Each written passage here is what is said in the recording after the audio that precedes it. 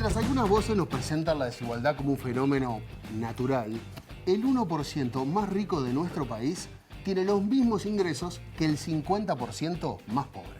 La herencia y la renta son dos elementos determinantes para generar y sostener la desigualdad. ¿Cómo es la relación entre el poder económico y el poder político? Hoy, en la letra chica, riqueza, la patria heredada.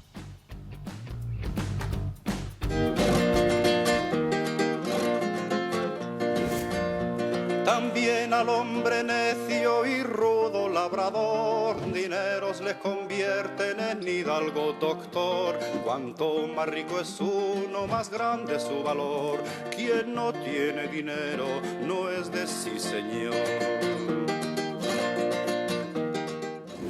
El problema de la distribución de la riqueza es que los que tienen la riqueza no quieren distribuirla. Y no quieren distribuir, pero ni siquiera un peso. Para distribuir la riqueza hay que enfrentarse a ella. Pero para enfrentarse a ella hay que enfrentarse a un poder realmente muy poderoso. Porque no es solo el poder de acá, es el poder del capitalismo internacional. Y ya por el hecho de haber nacido ya tiene una diferencia con el hijo del indio, con el hijo del negro, con el otro, porque nació en otro hogar. Es bastante injusta la cosa. Y no hay que ponerse egoísta, si no se distribuye un poco mejor la riqueza, la sociedad se hace inconvivible. Para los propios ricos, para los propios que ponen la plata, la sociedad se hace inviable porque la violencia social que impone la pobreza termina transformándose en violencia social que sufre todo el mundo. Esa riqueza que tienes viene de un rostro cansado, viene de manos abiertas, de mano que has explotado. Es claro que todas las personas somos distintas, tenemos objetivos de vida distintas, condiciones, aptitudes, y eso de alguna manera determina que los ingresos también son diferentes. Esto que está tan en boga, resaltar el esfuerzo personal, el emprendedurismo, la iniciativa, que nadie dice que no importen. El problema que la realidad muestra que mayoritariamente aquellos que logran ciertos resultados es fruto más de su contexto que de su esfuerzo personal. Entre el 80 y el 90% de la riqueza financiera y empresarial está en el 1% más rico. Es decir, buena parte de los activos empresariales uruguayos están en manos de 25.000 personas. Dado que hoy volvió la cuestión económica y social y que las autoridades en días pasados han planteado que están abiertas a tomar distintos tipos de medidas, quería consultarles si se ha planteado hacer del impuesto al patrimonio un impuesto progresivo, quitarle algunas exoneraciones a este impuesto, quitar exoneraciones a las grandes empresas. Casualmente lo estuvimos hablando con Lito Alfi y con Azucena Arbeleche en estos días, acerca de gravar el capital. Hoy gravar el capital, desde mi punto de vista, es amputar la posibilidad de los que van a hacer fuerza en la salida de la crisis. Por eso no lo vamos a hacer. Let's start. Empecemos con lo que no haré. No voy a imponer ningún aumento de impuestos a la gente que esté ganando menos de $400,000. Pero es tiempo de que los corporativos estadounidenses y el 1% de los estadounidenses que son más ricos paguen su parte justa. Solo su parte justa. Aumentar los tributos al patrimonio, aumentar los tributos a la gente que tiene emprendimientos mayores. Y yo me negué rotundamente, ¿por qué? Porque son los que están empujando y los que van a empujar la salida del país. Mentira de que a todo el mundo le va mal en la pandemia, porque ese es un sentido común, ¿eh? Está la idea de que estamos todos en este barco de gran lío de la contaminación global, entonces todos tenemos problemas, ¿no? A algunos les está yendo muy bien, mejor que nunca. Entonces yo digo, bájense la careta, salgan del closet, digan realmente lo que piensan. ¿Quieren que Elvira, que es la señora que trabaja en casa, le dan las zapatillitas para que se las dé a la nieta? Pero no quieren que Elvira salga de la pobreza. Y eso es conceptual, y eso es filosófico. Y eso es política. La desigualdad es fruto de relaciones de poder económicas, sociales y culturales. Afirmar que es natural es pretender un fijismo para que la sociedad no cambie y mantener a los pocos que tienen mucho y a los muchos que tienen poco. Y si tienes dinero tendrás consolación, placeres y alegrías y del Papa ración. Comprarás paraíso, ganarás la salvación. Donde hay mucho dinero hay mucha bendición.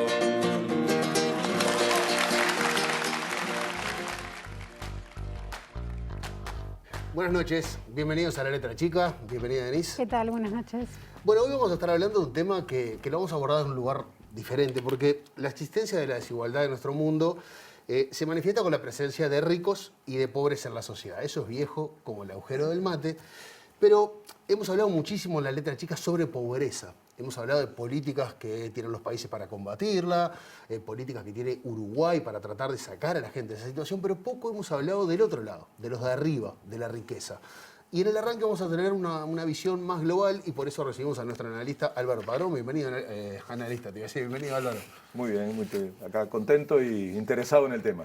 Sabés que estuvimos charlando con Álvaro, como hacemos siempre antes, y me hiciste enojar mucho, me calenté ahí afuera. Porque Estaban es un tema, los gritos, Diego, en el canal, me hay que hicieron gritar decirlo. ahí afuera, porque es un tema que genera como cierta pasión, porque hay muchas cosas que creo que muchos no llegamos a entender. Primero que nada, conceptualmente, ¿qué es la riqueza? Pero si te parece, vamos a arrancar con el mundo. Veíamos algunas imágenes ahí de algunos líderes mundiales metiéndose, abordando el tema de la riqueza. Pero ¿por qué es importante abordar la desigualdad desde esta perspectiva, desde la otra, desde la riqueza? Sí, bueno, también se decía, ¿no?, en el informe de recién, nos estamos metiendo en un tema pesado, ¿no?, que es el poder económico. Y la palabra poder hay que tenerla muy presente, ¿no? ¿Por qué meternos? Yo diría, primero, porque genera interés, porque preocupa y porque indigna. Y yo creo que logramos en la conversación afuera que te indignaras un poco. Al contrario de con la pobreza, hay mucho desconocimiento de nuestra parte sobre la riqueza. Sí, ese es un buen punto. Yo te digo que interesa porque, a pesar de que hablamos de muy poca gente, y además se habla muy poco, involucra a toda la sociedad. Es un error creer que es algo que no tiene que ver con el conjunto, sino que es algo de unos pocos, no. Preocupa porque la tendencia es cada vez peor. Cada vez hay menos personas más ricas. O sea, se está concentrando la riqueza. Y esto es muy importante. Y yo creo que indigna porque vos usás inmediatamente la relación entre riqueza y desigualdad, porque ahí está el asunto. Uno no tendría problema en que haya gente rica si no hubiera gente pobre. Y el asunto está ahí, en ese desequilibrio que termina generando la desigualdad.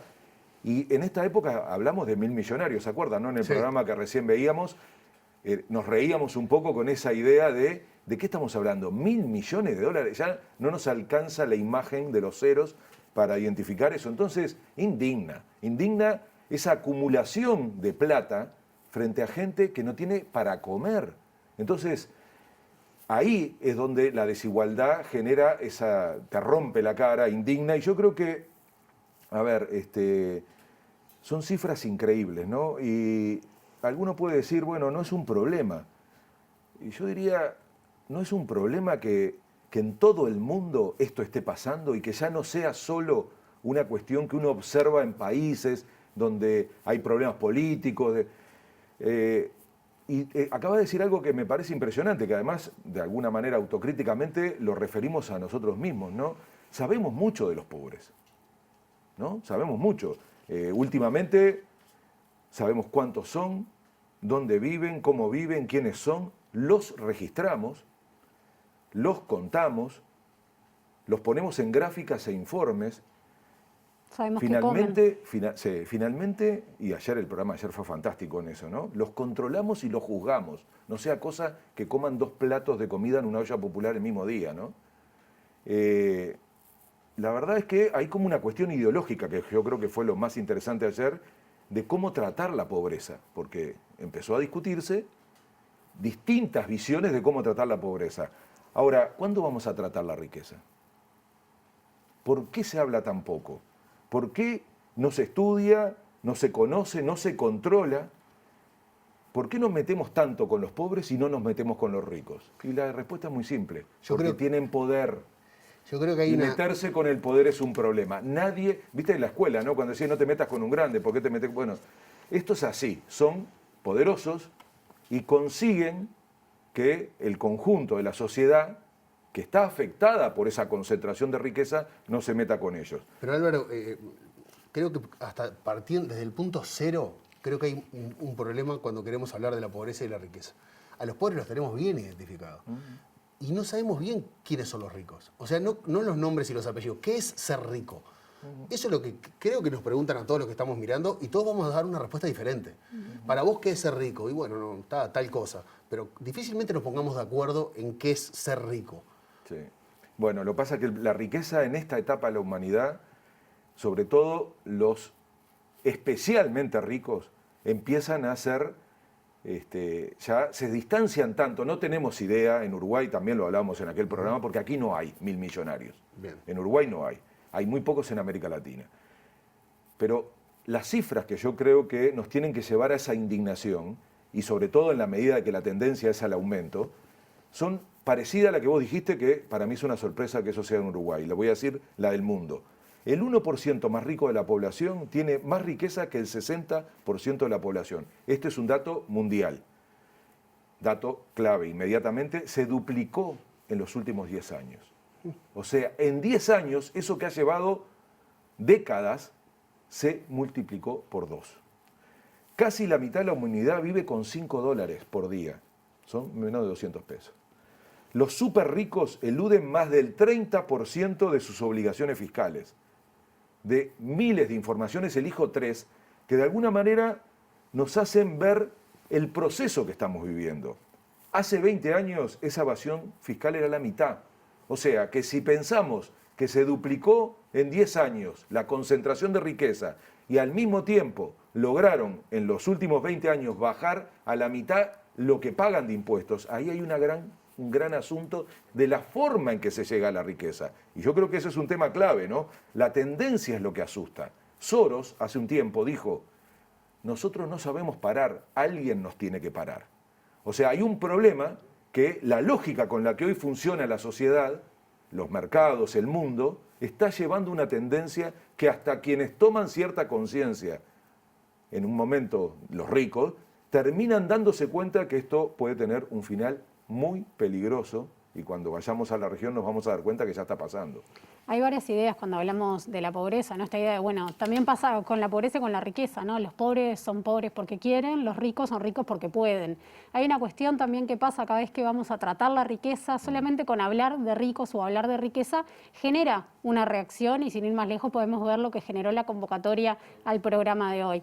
Hay una cuestión también que hay un montón de desclasados que son quienes sostienen que esa discusión alrededor de la riqueza no se dé, porque yo no veo a los ricos tan nerviosos con algunos temas. Sí, es bueno ese punto, ¿no? Porque ¿cómo se sostiene una injusticia así, ¿no? Y se tiene que sostener también con una cierta voluntad popular. O sea, si fuera tan claro que tan poquitos concentran tanto y la mayoría un día dice basta, y no funciona tan así, ¿no? Entonces, está además el relato, ¿no?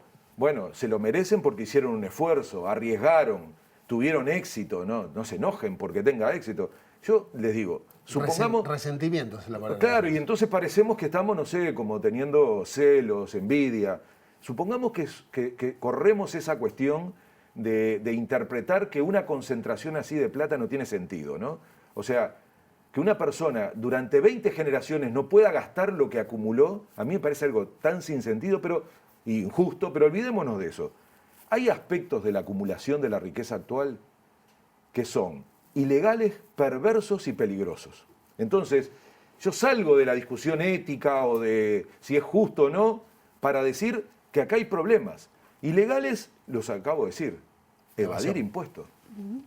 Le llaman paraíso fiscal, que es fantástico, ¿no? Ponerle la palabra paraíso, que está asociada a algo maravilloso, divino. Bueno, para los que evaden es un paraíso. Bueno, es un paraíso, pero nos compramos todo la idea del paraíso, entonces son guaridas fiscales donde guardan la plata para evitar pagar impuestos. Si lo hacemos nosotros, nos cobran multa, bueno, se puede ir hasta preso en los países por no pagar impuestos. Bueno, no le pasa a los ricos. Entonces ahí tenemos un problema, ¿no? Ilegales. También, yo digo, son de alguna manera, esa lógica es perversa.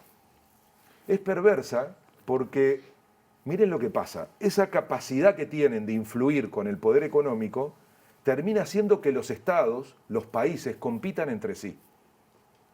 La captación de inversiones. ¿Qué consiguen? Que los estados necesiten inversión extranjera directa, se haga una carrera loca, una competencia, nos está pasando con la vacuna y se parece mucho, porque también detrás hay un gran poder económico, que logra de alguna manera sacar ventaja de jugar en la cancha grande, mientras que los estados, los países, los gobiernos, juegan en la cancha chica encerrados en la política nacional. Entonces, en esa competencia por ver quién capta las inversiones, se ofrece rebajas impositivas, se ofrece construcción de infraestructura, se ofrece costos laborales bajos, una locura, ¿no? ¿Quién paga menos salarios para atraer inversiones? Entonces, ahí tenés a los europeos que se quejan de Estados Unidos se queja de América Latina decimos que en China ya no es así, pero decíamos los chinos pagan muy barato, no sé, los chinos le echarían la culpa a Marte, pero se dan cuenta de la lógica perversa.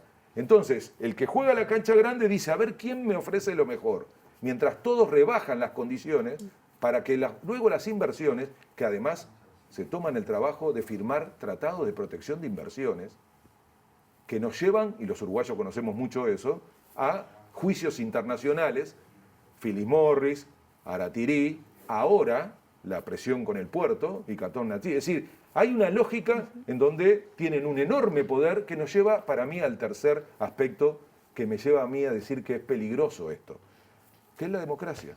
Queda en cuestión la democracia, porque pasan de poder económico a poder político. Cuidado con creer que el poder económico queda en sí mismo encerrado y es solo una cuestión económica. Hay una derivada política, hoy en el programa seguramente lo van a tratar, sí, que es que se empieza a influir en las elecciones, tradicionalmente aportando dinero a las campañas. Por eso cada vez más en el mundo hay legislación para el tema de cómo se financian las campañas y los partidos políticos. Cosa que no pasó en Uruguay, se votó en contra. No pudimos. Ningún partido quiso.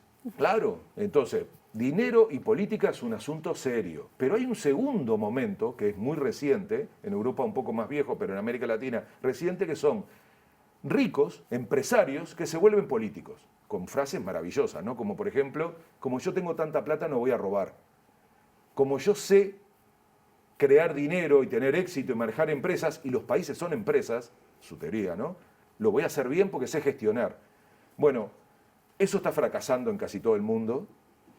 Hay muchísimos casos en América Latina recientes, el de Macri fue el más visible, y claro, ahí hay una conexión, ya no tienen intermediarios, ya no tienen partidos para intermediar, son ellos que dicen quiero hacer política. Y hay una tercera versión peligrosa, yo creo que la más peligrosa de todas, que es el poder económico influyendo en elecciones ahora a través de los bancos de datos, de la información, de las redes sociales. Para eso se precisa mucha plata. Fue lo que pasó en el Brexit, fue lo que pasó en Estados Unidos con la elección de Trump y fue lo que pasó en Brasil con Bolsonaro. Con muchísima plata se compran bancos de datos, eso que ya sabemos, Laura lo ha hablado mucho aquí, y entonces con eso se segmentan campañas y se influencian a las elecciones y se definen elecciones. Pasó, repito, en el Brexit, que fue un laboratorio, y luego lo utilizó Trump en Estados Unidos. ¿Eso qué significa? Que con plata se gana elecciones.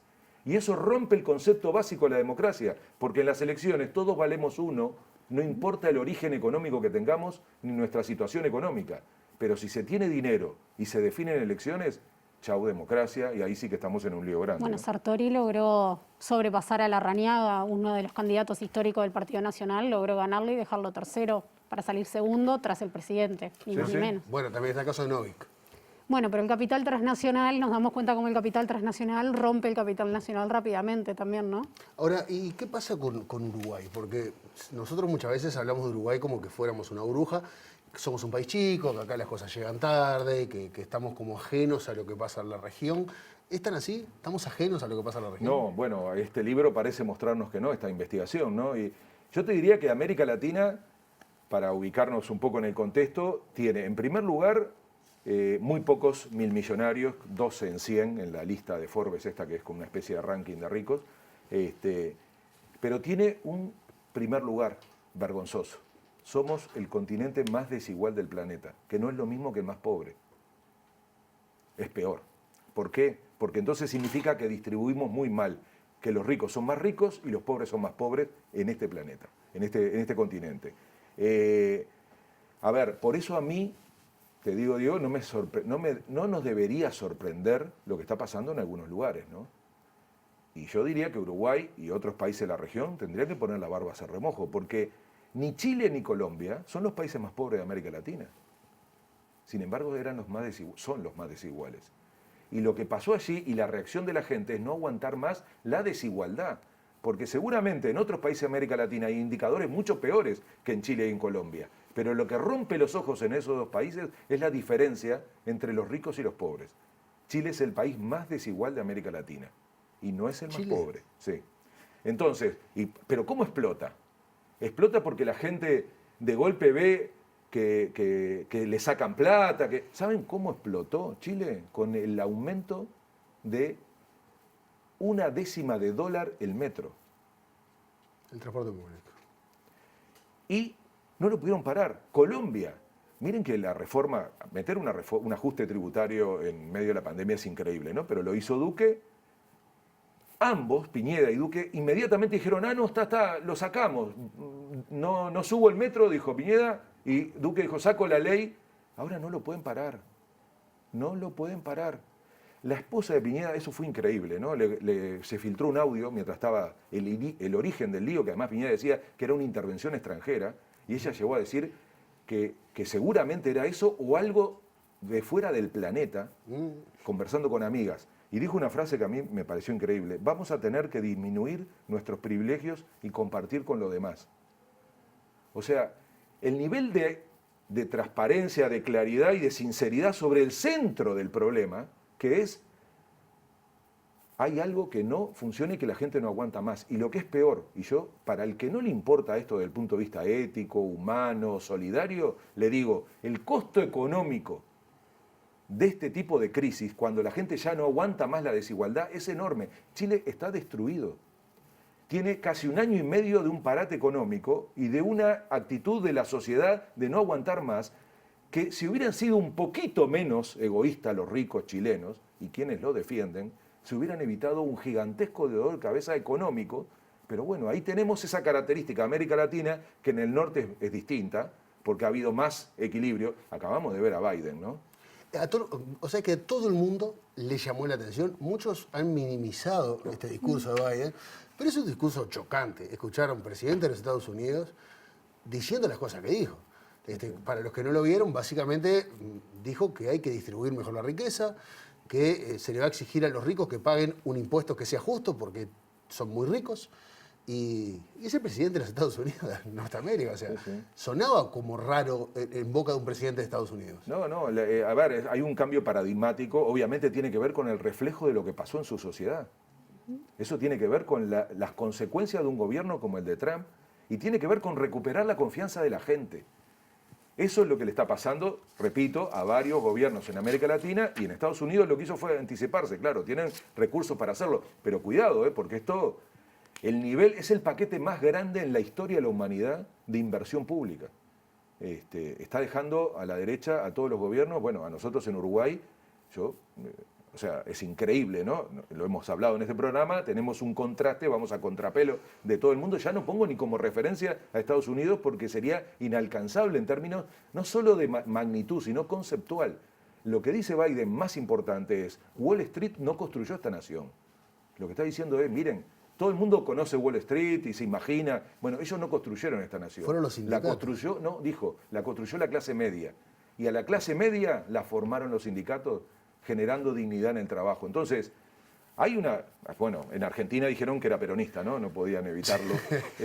No creo que sea peronista. No, pero lo que quiero decir es que algunos de estos temas empiezan a estar en debate a escala planetaria. Y en Uruguay necesitaríamos dar esta discusión, sacándonos el balde de esta cosa de no escuchar. Acabamos de ver la posición del presidente, me acababan de decir por WhatsApp que AEBU va a presentar, AEBU, el sindicato bancario, una propuesta precisamente de debatir sobre un impuesto a lo que el presidente llama los maya oro, porque no es verdad que aumentando impuestos a determinados sectores se va a paralizar la actividad económica. No es verdad, no está probado de ninguna manera. Y lo que sí correspondería, así como se hizo con los funcionarios públicos, es decir, bueno, quienes tienen mejores ingresos y más aún quienes tienen riqueza y más aún quienes la tienen fuera de Uruguay, depositadas en esos bancos de paraísos fiscales, toque, como dijo la mujer de Piñeda, que lo repartan.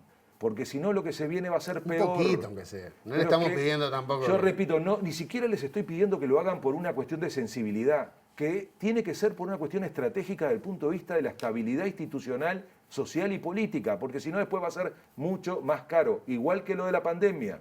No estar cubriendo aspectos vinculados a la parte económica que generan la pandemia nos va a costar carísimo. Y lo que se viene en el mundo, por eso es muy importante observar a Estados Unidos, lo que se viene en el mundo es un gigantesco déficit fiscal planetario, como nunca en la humanidad, porque todos los gobiernos están gastando más de lo que tienen. Entonces, lo que va a pasar en el mundo es que va a haber un nuevo pacto social y se va a discutir muy a fondo y los países poderosos van a presionar a los organismos internacionales para que aparezca la plata, porque plata hay, más que nunca, solo que una tercera parte del PBI mundial está en los paraísos fiscales. Entonces, por primera vez el norte se va a activar vía Naciones Unidas y va a plantear este debate. Y nosotros vamos a quedar desde aquí abajo teniendo una visión ortodoxa, cuando en realidad lo que tendríamos que hacer es, a nivel nacional, mover un poco el tablero con respecto a la distribución del ingreso y a nivel internacional estar actuando en los campos como ese, como la ONU, para decir, llegó el momento de que los que tienen riqueza pongan un poco de ese dinero, primero dejen de robar y empiecen a aportar a los fiscos de cada país y luego estén dispuestos a contribuir a que las políticas públicas sean posibles. ¿Para qué? Para que no haya estallidos sociales y para que la desigualdad no sea la característica del mundo, que es camino a lo que vamos, a una mayor concentración de la riqueza y una mayor desigualdad, y yo creo que eso es lo que más preocupa. Ojalá en Uruguay, que como decía Denise, no teníamos esa característica, éramos el país menos desigual, no ideal, pero menos desigual de América Latina. Bueno, parece que con el estudio que hoy vamos a conocer estamos en el promedio mundial y lo que es peor, en una tendencia de crecimiento de la desigualdad, porque 100.000 pobres, les aseguro que va a dar como resultado no solo más gente en la pobreza, sino una brecha más grande entre ricos y pobres en este país. Álvaro, muchísimas gracias y lo decías recién, en el bloque que viene vamos a estar hablando con Juan Heymonat porque apareció este libro, apareció un material del cual quizás reclamamos en este primer bloque, Sí. que es que no se había hablado tanto de la riqueza a nivel país. Bueno, los de arriba, estudios sobre la riqueza en Uruguay. Vamos a hablar de la riqueza de verdad, no de la de los riqueza de- que la clase media cree tener. Claro, porque está el concepto de ese tipo, tenés auto, tenés una casa afuera, sos rico. Créanme que se precisa un poquito más para ser rico en nuestro país. En el bloque que viene, la letra chica, vamos a hablar de eso.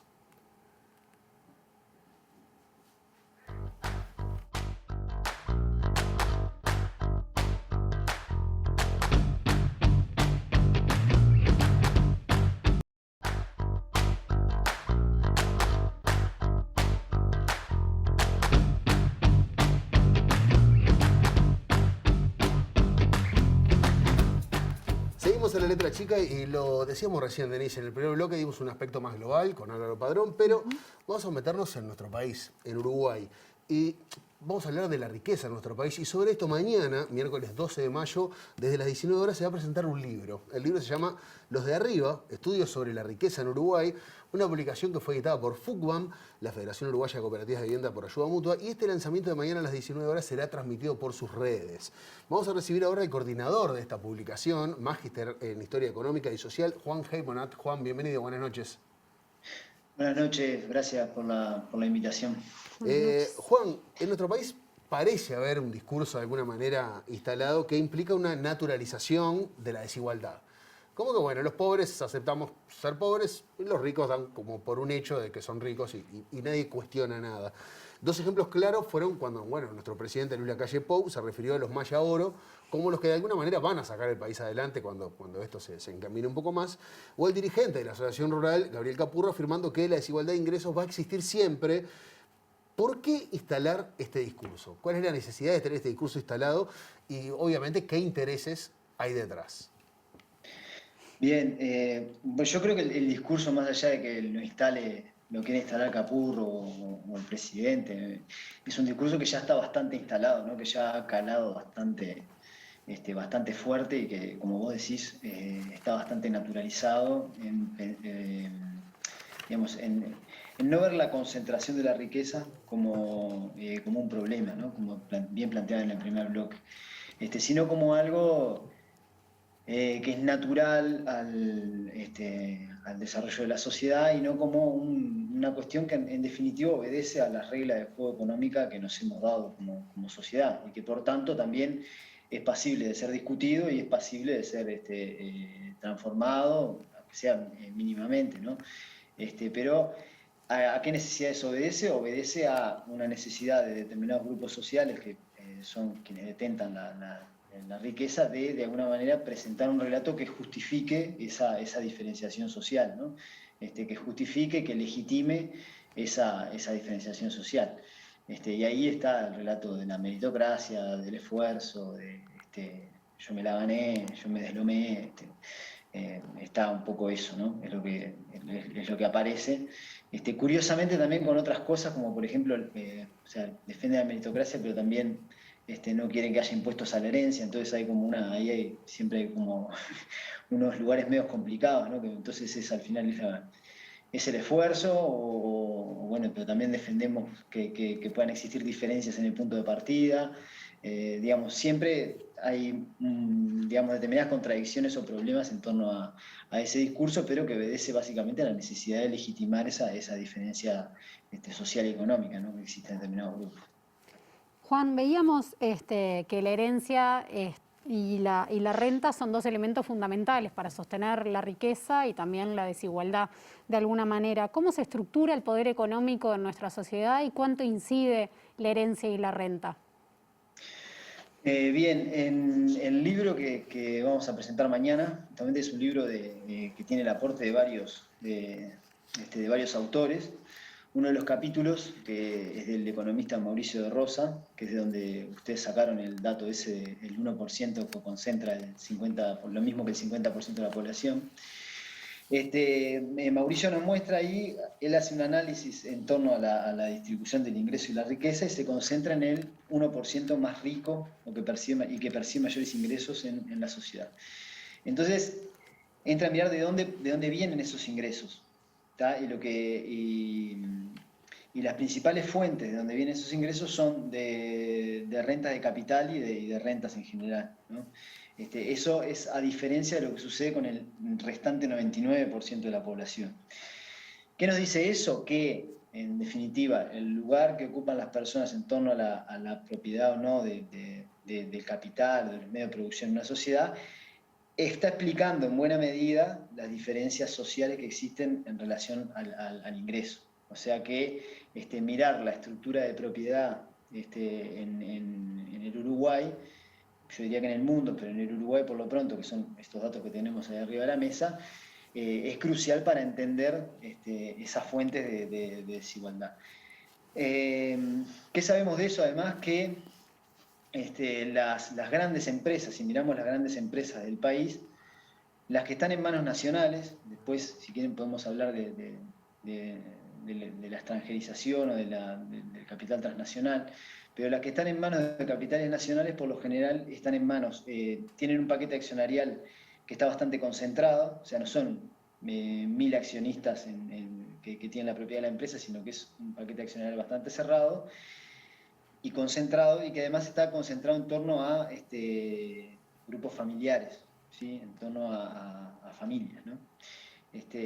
Por lo tanto, digamos que si a eso uno le suma la institución de la herencia como el mecanismo por el cual se heredan y se reproducen los negocios dentro de un mismo estrato, dentro de un mismo grupo social, a uno le da que ese grupo social que detenta la riqueza, a su vez, es un grupo bastante estable, que sí tiene variaciones, sí hay ingresos, hay gente que hace plata y que digamos que ingresa a ese club, digamos, pero es un grupo bastante estable.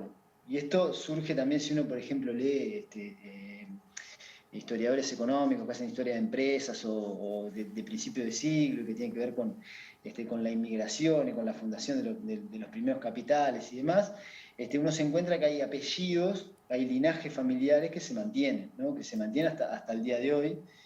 Obviamente muchas de esas ramificaciones familiares ya no continúan en los negocios, se dedican a otras actividades, en fin, pero uno ve que hay apellidos que se repiten hasta el día de hoy, y que tienen capaz que vienen del principio del siglo XX o fines del siglo XIX, ¿no?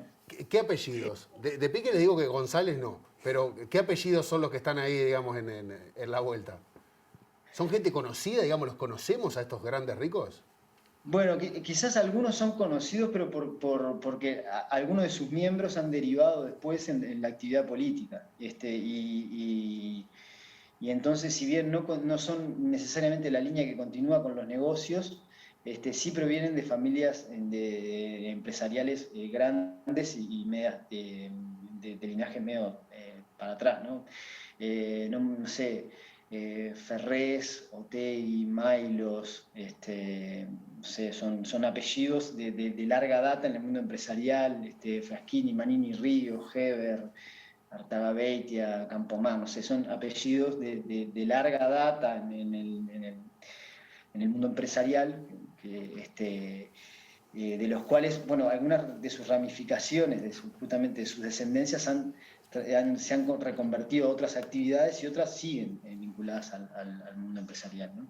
Al mundo de los negocios y al mundo de la propiedad de grandes empresas, ¿no? En el país. Una de las conclusiones que plantea el libro es que 1/3 de la riqueza es heredada y a su vez plantea también que la educación, a diferencia de lo que se dice, tiene realmente una baja incidencia en la riqueza. Entonces, ¿de qué depende la posesión de la riqueza? Y esto de alguna manera tira el mito de la meritocracia y por otro lado también es un poco desesperanzador para quienes creen que la educación es determinante. Bueno, en el libro hay un artículo que estudia justamente las herencias, ¿sí? A partir de la encuesta financiera de los hogares, estudia primero cómo se concentra la herencia, que está peor distribuida que el ingreso y que la riqueza, eso es importante. Para tener una idea, el 83,7% de los negocios se heredan en el 1% de la población. O sea, para tener una idea de cómo se distribuye eso.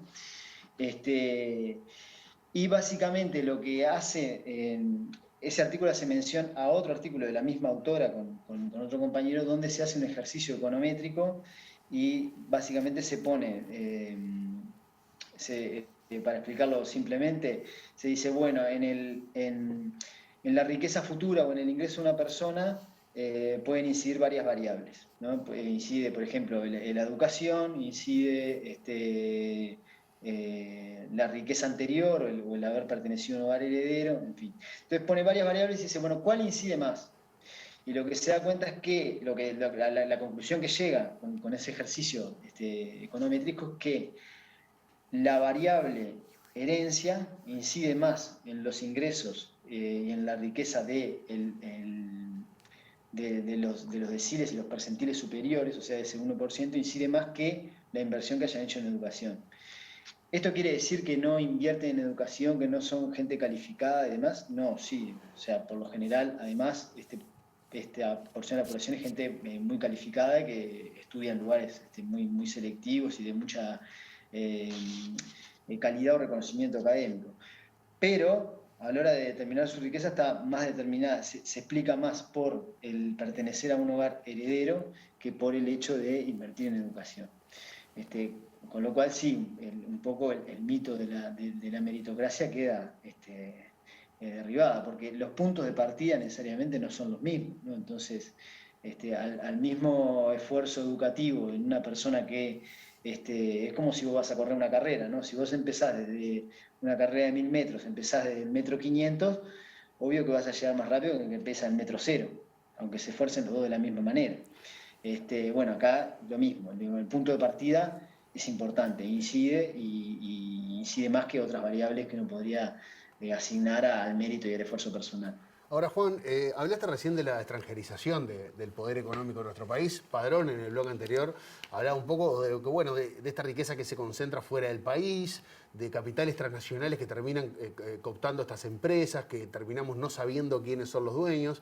También hablaste ahora de que muchos de estos ricos están asociados a empresas familiares, a familias reconocidas, que concentran este poder económico. ¿Cómo se comporta este fenómeno de la extranjerización del poder económico en Uruguay? Bien. En los últimos 15, 20 años nosotros asistimos a un fenómeno de incremento de la inversión extranjera muy grande en el país, ¿no? Esa inversión extranjera sobre todo vino a o formar grandes empresas enormes o a comprar también grandes empresas. Pero lo importante es que no vino a abrir empresas chiquititas en el país, sino que vino a formar o comprar grandes empresas. Eso es lo que, el resultado de eso es que la cúpula empresarial, las grandes empresas del Uruguay, si uno observa la cúpula, las 200 empresas más grandes, una buena parte de ellas se extranjerizan, ¿no? Dentro de las 200 casi la mitad, sin ser las estatales, o sea, comparando las privadas nacionales y las privadas extranjeras, casi la mitad son extranjeras en esa cúpula empresarial, ¿no? Eso básicamente tiene incidencia e impacto sobre todo en el capital nacional, ¿no? O sea, el capital nacional, y sobre todo el gran capital nacional, se desplaza de sectores que son estratégicos o neurálgicos de la economía. Por ejemplo, ya no existe capital nacional en la banca, cada vez existe menos capital nacional en el sector exportador, o sea, la canasta exportadora depende cada vez más de capitales extranjeros. Entonces el capital nacional pasa a como una especie de rezago y a quedar vinculado a los negocios que guardan poca, o sea, que no guardan una importancia tan neurálgica para el capital extranjero, generalmente porque son negocios un poquito menos rentables, ¿no? Eso quiere decir que el capital nacional pierde posiciones, pero no desaparece, ni mucho menos, y continúa controlando una porción importante de la economía. Y además empieza un proceso como de reconversión que pasa por o me asocio con el capital extranjero cuando puedo, o vendo empresas muy grandes y con eso, bueno, tengo, después invierto en tierras o en activos financieros que me dan una renta, en fin, estoy tranquilo con eso. O buena parte de estas descendencias de los grandes capitales nacionales, que además muchas veces suelen estar muy calificados en términos de educación, después terminan siendo funcionarios estratégicos y claves de las grandes empresas transnacionales que operan en el país. Entonces, digamos, ahí hay un proceso en el cual el capital nacional se termina amalgamando de alguna manera o reconvirtiendo en base a una especie de subordinación frente al capital extranjero. Siempre hablando de la cúpula, de los grandes negocios, ¿no? Se habla también de los grupos sociales que rodean a los grupos económicos, que no solamente tienen que ver, que no solamente el poder lo tienen los grupos económicos, sino todas las dinámicas que se dan alrededor. ¿Qué son estos grupos sociales y qué influencia tiene el sistema político en estos grupos sociales? Bien, primero, digamos, en el Uruguay una cosa que me pasé un poco por alto, pero en Uruguay el gran capital nacional tiende a conformar grupos económicos, como dijiste vos, que son básicamente un capital que es diversificado, ¿no? O sea, un mismo capital que es propietario de distintas empresas, ¿no? Eso, digamos, tiene un origen largo en el Uruguay y en los países periféricos en general. Es un fenómeno, por lo menos, del principio del siglo XX en nuestro país, ¿no? La formación de grupos económicos diversificados, donde un mismo capital, una misma familia empresarial invierte en distintos negocios. Y ahí se va dando, ¿no? una suerte de... los grupos económicos familiares empiezan a tener negocios en conjunto y por lo tanto se relacionan entre sí. Como además se relacionan en círculos bastante cerrados, se terminan muchas veces casando entre sí. o sea, terminan, digamos, hay cierta reproducción endogámica, una pauta media endogámica de reproducción de esos sectores, y a su vez terminan compartiendo espacios de socialización que van desde, no sé, desde los lugares donde se educan hasta los lugares donde veranean y donde van a bailar, con otros sectores de altos ingresos que no necesariamente están vinculados a la propiedad directa de las empresas, pero que sí están vinculados, por ejemplo, a cargos gerenciales, a profesionales que trabajan directamente en servicios para empresas de determinados tipos, consultores, staff de abogados, en fin. Ese grupo social de alguna manera va generando, por esa propia dinámica, una forma de ver, de comprender, de pensar la realidad. Es algo propio de cualquier grupo que comparte determinadas características, de cualquier grupo social que comparte determinadas características. Se forma una idea, unos principios, unos valores, una forma de entender la realidad y pensarla. La particularidad de este grupo es que, siendo pequeño, tiene la capacidad de poner esa forma de pensar y ver la realidad como la forma de pensar y ver la realidad del conjunto, o por lo menos de una parte muy importante de la sociedad. ¿Por qué? Bueno, primero, tiene mucha llegada, y muchas veces los dueños de los medios de comunicación están dentro de ese grupo, o sea que tienen mucha llegada por ahí también, y a su vez tienen una forma de vinculación con la política mucho más fluida, mucho más directa que otros grupos sociales, ¿no? Desde la capacidad de incidir en los partidos políticos, por ejemplo, hasta la participación directa de algunos de los miembros de estas familias en la política. Yo recién nombraba algunos apellidos que creo que la mayoría de ellos están metidos en la política. No son quizás la rama de la familia que continúa los negocios, pero sí provienen de esas grandes familias empresariales y sí están formados, digamos, en ese sentido, en esa forma de pensar y entender la realidad. Entonces, digamos, la capacidad que ese grupo social, a pesar de ser reducido, tiene una capacidad enorme de presentar su visión de la realidad como la visión común y general, ¿no? Juan, muchísimas gracias por acompañarnos esta noche, y en el bloque que viene nos vamos a meter con esto último que dijiste, porque queremos entender un poco más la relación entre el poder económico y el poder político. Muchas gracias por estar esta noche con nosotros. Muchas gracias. Bueno, muchas gracias a ustedes. Denise, Miguel Serna nos va a meter dentro de ese mundo. Lo explicaba Juan recién. Si bien directamente el poder político quizás no esté dentro de ese 1%, pero tiene mucho que ver con que ese 1% siga siendo ese 1%. Ya veremos.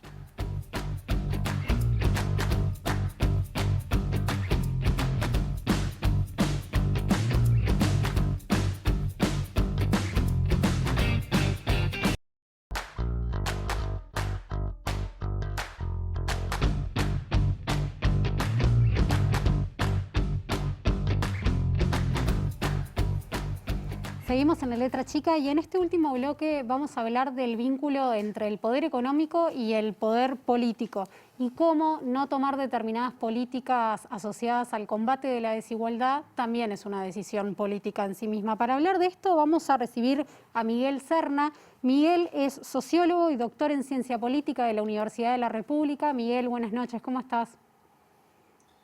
Muy bien, muchas gracias por la invitación.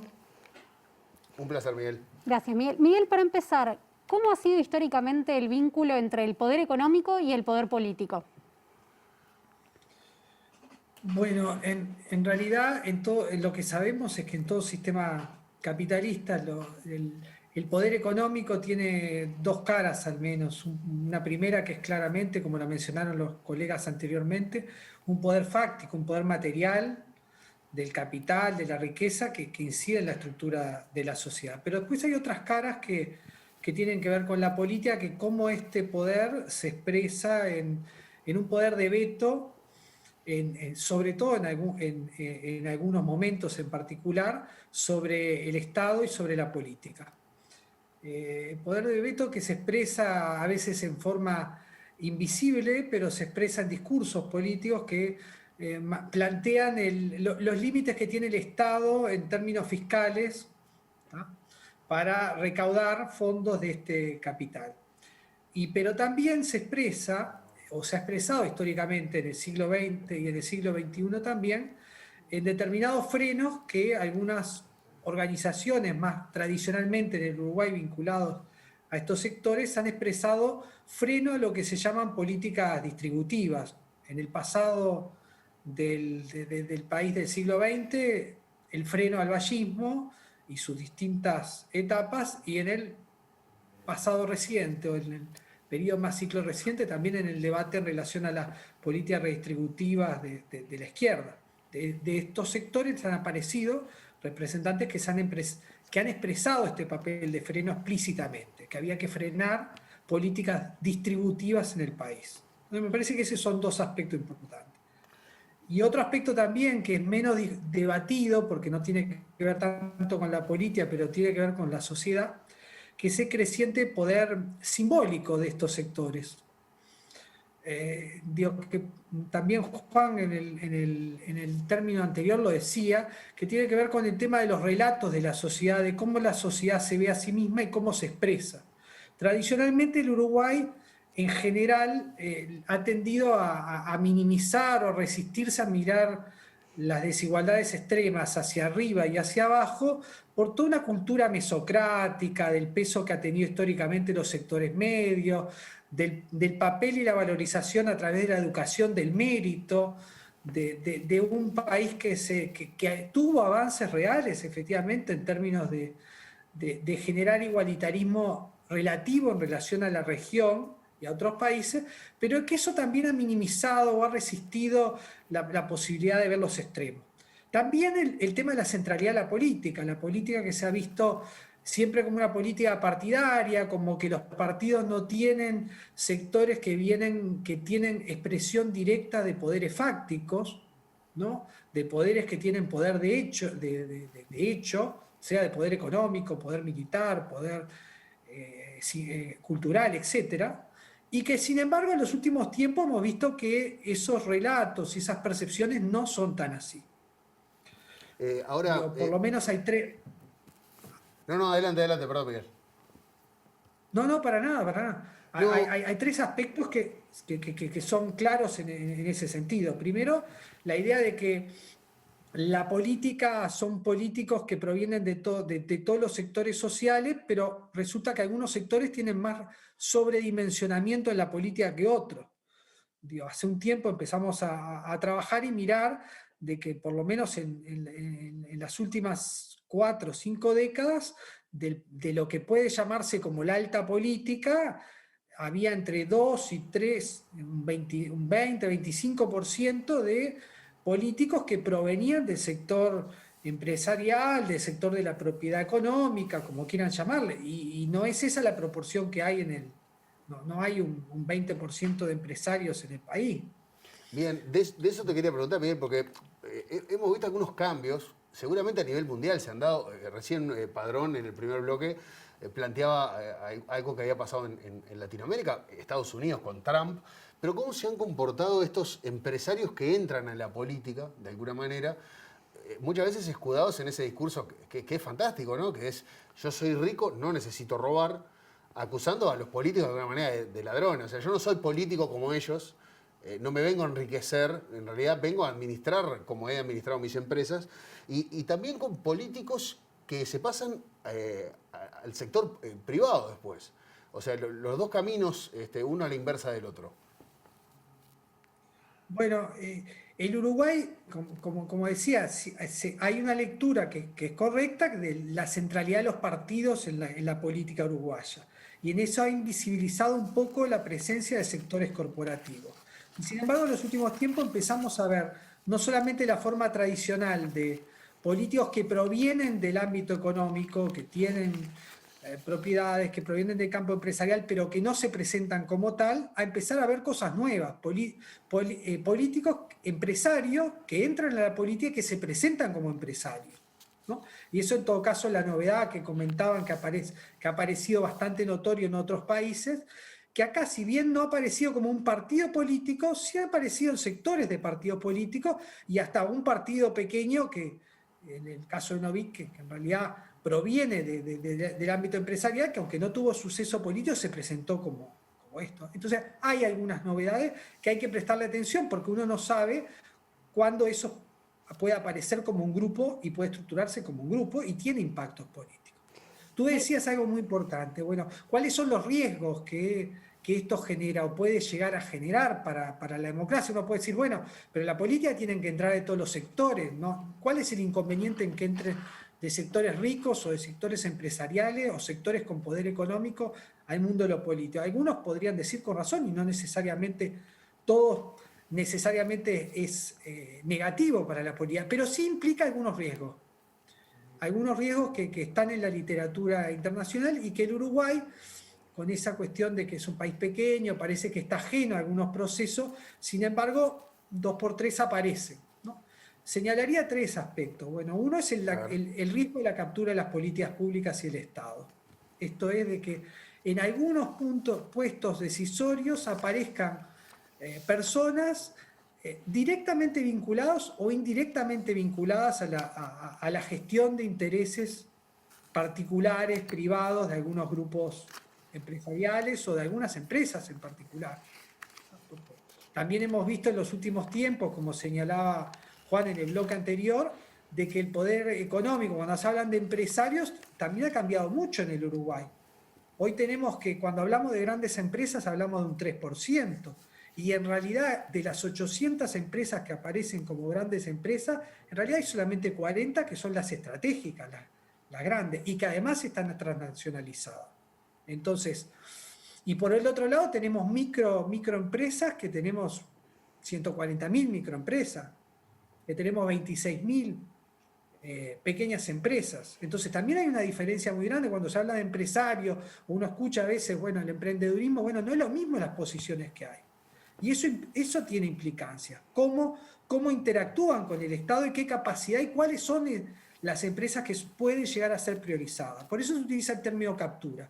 Captura de políticas públicas, captura de la política, cómo intereses privados entran en la política y en determinado momento, ¿no? Porque algunos sectores en particular son privilegiados en relación a otros, porque bueno, uno cuando habla, por ejemplo, de algunas políticas, ¿no? Como el tema de la inversión externa, está hablando de muy pocas empresas, está hablando de 40 empresas que están en ese rubro, ¿no?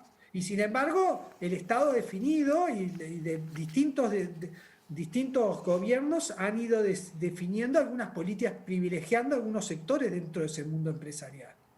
Entonces ese es uno de los riesgos. El otro riesgo es cuando los empresarios entran en la política, cuál es el nivel, cuánto los partidos o cuánto los políticos en general responden a la ciudadanía y cuánto responden a estos sectores que tienen poder. Y ahí está la discusión del financiamiento de los partidos, está la discusión de los patrimonios y la transparencia de los políticos, está el tema de los intermediarios, de cómo juegan, y está el último tema, que es el tema de las puertas giratorias, que es otro tema que se le ha empezado a prestar atención. A ver. ¿Qué quiere decir esto de las puertas giratorias? Mucho se presta atención de repente cuando un empresario entra del mundo empresarial hacia el mundo político, pero en realidad ahora se está empezando a estudiar qué pasa después después que pasa la política, con los empresarios, con los funcionarios públicos y con los políticos. Porque se han empezado a encontrar de que muchos de estos, o algunos de estos políticos, no ya muchos, pero algunos de estos políticos, algunos de los funcionarios públicos que ocupan posiciones importantes, después son contratados en el sector privado y ellos, ¿por qué son contratados o qué pueden tener? Digo, no necesariamente esto implica a veces delitos o corrupción directa, ¿tá? Que es lo que generalmente se discute, pero generalmente cuando se los contratan a esos sectores, cuando después de haber pasado en una posición privilegiada en un puesto de política económica o de algunos sectores de toma de decisión, tanto en el mundo de las empresas públicas o en el mundo de las finanzas públicas, que después van al sector privado y en realidad el sector privado también aprovecha información privilegiada para vincularse con las burocracias públicas y de esa forma de repente obtener algunos privilegios que otros que no acceden a esas informaciones privilegiadas, sí lo obtienen, ¿no? Y entonces hay toda una discusión internacional sobre, bueno, tener cuidado con el tema de las regulaciones de las obras públicas, del acceso y de relacionamiento entre el sector público y el sector privado. Está permanentemente en discusión porque, bueno, ¿cómo es que eso se establece? Se establece a veces con estas puertas giratorias. Miguel, muchísimas gracias por acompañarnos esta noche en La Letra Chica. Un placer. Gracias a ustedes. Muchas gracias. Sabés que esto está muchas veces más regulado en el ámbito privado que cuando se cruza en el ámbito privado y el ámbito público. Muchas veces los grandes gerentes de las empresas difícilmente puedan ser contratados por otra empresa del mismo rubro por manejar información clasificada. Y bueno, quizás entre política y mundo privado se debería regular. Denise, estamos en mayo y es un mes particular en nuestro país, es el mes de la memoria. Y este 20 de mayo, como sucedió el año pasado, la marcha por 18 de julio no va a ser. Va a ser virtual, va a ser, como se está diciendo, la comunicación de familiares, reflexionando todos los días en este mes de mayo. Hoy fue un día especial, hoy fue un día donde apareció información que fue desclasificada, ya se le entregó a familiares, ya es pública esa información. Pero, se entregó a Fiscalía y la Institución de Derechos Humanos. Sí, señora. La entregó el ministro de Defensa y el presidente a Fiscalía. Y tengo un WhatsApp, un número de WhatsApp acá que quiero que se anoten, que es el 099 60 39 89. Se los repito, 099 60 39 89. ¿Qué tienen que mandar acá? Un mensaje que diga solo presente. Ya hay más de 20.000 personas que van a estar en esta marcha virtual diciendo presente como se hace todos los años desde el año 96. Así que bueno, están todos invitados al 099 60 39 89, mandar un WhatsApp diciendo presente. Nada más. Mañana en La Letra Chica vamos a hablar de las encuestas de opinión, de cómo se están construyendo actualmente y la influencia que tienen en la sociedad, porque toda encuesta es política. ¿Qué se viene? Sí, y se viene un programa divino sobre ciencia que con un nuevo reconocimiento científico uruguayo, ahí nos ponemos la camiseta a todos, y se amplía la información, y esto presten atención, sobre la inmunidad que generamos después de haber contraído COVID-19, entre otras cosas. Así que quédense prendidos con TV Ciudad. Hasta mañana.